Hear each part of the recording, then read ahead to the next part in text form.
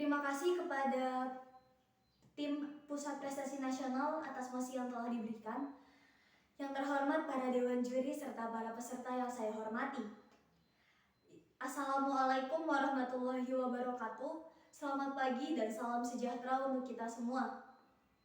Izinkan saya untuk memperkenalkan diri saya sebelum kita memperdebatkan mosi ini. Perkenalkan, nama saya Makfira Izani Maulana Wijaya. Saya berasal dari SMA Negeri 1 Tambun Selatan, Kabupaten Bekasi.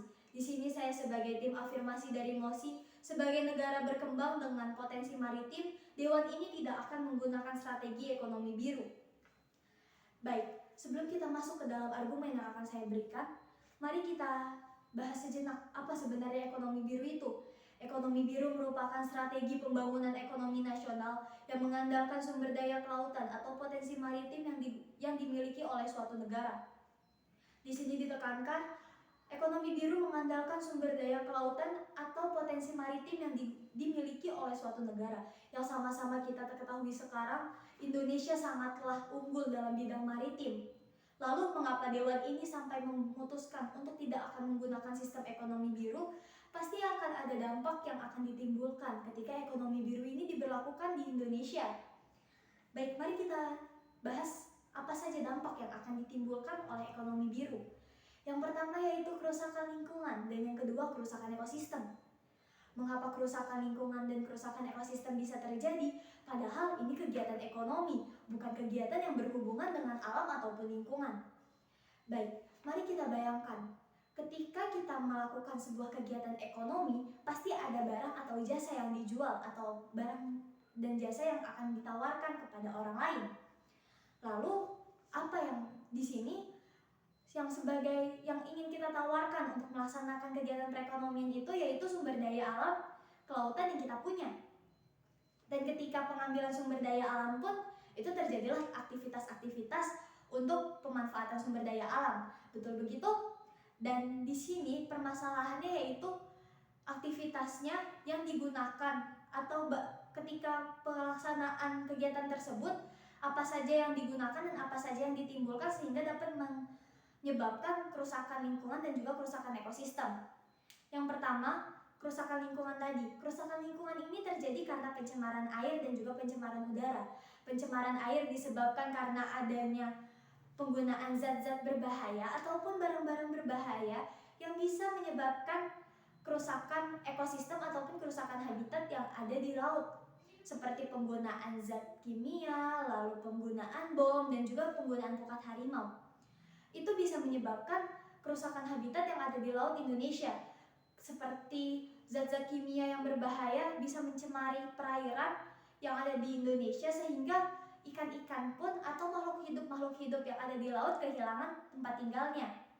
Lalu bisa juga pencemaran air ini disebabkan oleh kebocoran minyak bumi yang sedang ditambang di perairan Indonesia.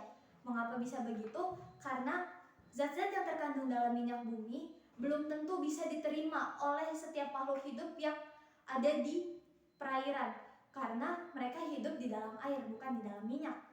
Lalu yang kedua, pencemaran udara. Pencemaran udara terjadi ketika kapal-kapal yang digunakan untuk pengangkutan hasil sumber daya alam yang telah diambil dari laut Indonesia menuju tempat di mana mereka akan didistribusikan. Pasti kita memerlukan kapal-kapal besar karena sumber daya alam yang diambil pun pasti sangat banyak. Tidak mungkin kita mendistribusikan itu dengan sampan-sampan atau perahu-perahu kecil. Itu tidak akan mungkin dan pasti akan memerlukan waktu yang lama. Dan ketika kita menggunakan kapal-kapal besar ini tidak hanya 1-2 kapal yang digunakan, tetapi akan banyak kapal yang digunakan. Dan asap dari kapal-kapal tersebut akan mencemari lingkungan karena seperti yang kita tahu, asap-asap yang dikeluarkan oleh kapal itu berwarna putih pekat atau berwarna hitam pekat. Dan kedua warna tersebut yang ditimbulkan oleh asap sama-sama memiliki zat kimia yang berbahaya untuk udara yang ada di Indonesia. Lalu selanjutnya kerusakan ekosistem. Kerusakan ekosistem ini adalah akibat yang timbul dari kerusakan lingkungan tadi. Kerusakan ekosistem bisa terjadi karena habitatnya yang sudah rusak sehingga ikan-ikan pun tidak dapat bertahan hidup di habitatnya pada awalnya. atau maaf saya ulangi, tidak bisa hidup di habitat di mana seharusnya mereka tinggal. Lalu karena kehilangan habitat tersebut dan juga banyaknya eksploitasi yang dilakukan akibat ekonomi biru ini, ikan-ikan menjadi tidak bisa meneruskan generasi-generasi mereka atau akan mengalami kepunahan paling parahnya.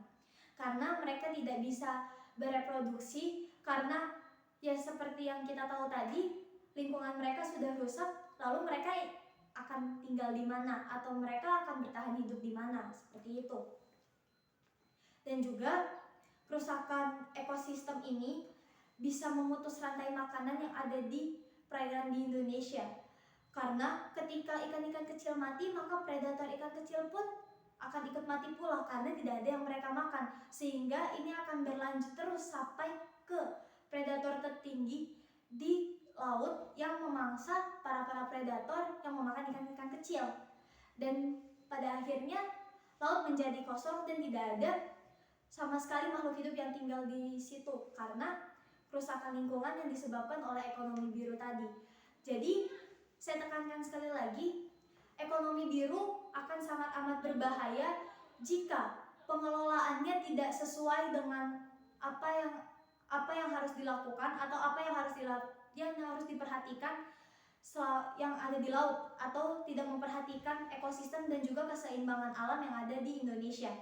Maka itu akan memperburuk kondisi wilayah kelautan yang ada di Indonesia. Mungkin itu saja yang dapat saya sampaikan.